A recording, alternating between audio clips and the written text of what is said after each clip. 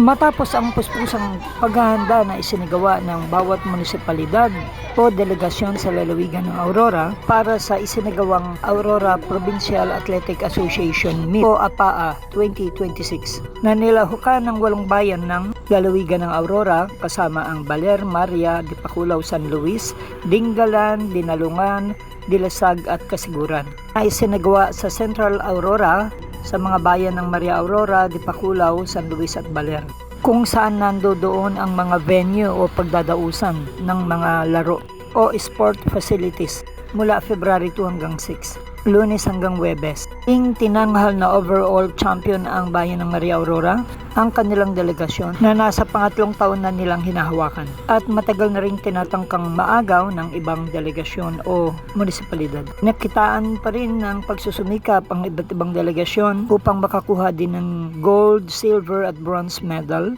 at makapag-uwi pa rin ng karangalan sa kanilang bayan ang mga estudyante, coaches at sporting officials.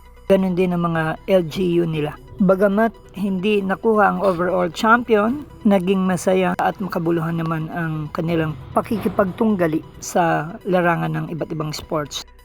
Nandoon at tumulong din ang mga inaasahang palagi ng mga Philippine National Police, Bureau of Fire Protection, MDRRMO ng bawat LGU, ganun din ang provincial, DOH, MHO ng mga delegasyon, mga munisipyo, rescue team at iba pa, na silang umalalay, tumulong, nagbantay para sa kapayapaan, kaayusan ng nasabing APAA 2026. Nakasuported din ang mga magulang, pati ang mga local government officials, Aurora DepEd officials, barangay officials at marami pang iba.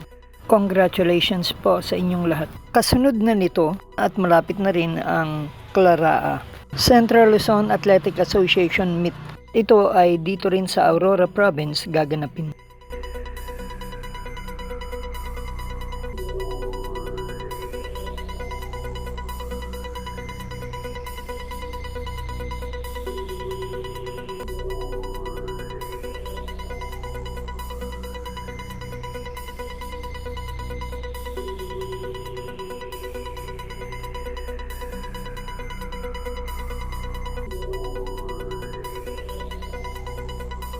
Para sa NSK News ng NSK TV Channel, Narciso Co reporting.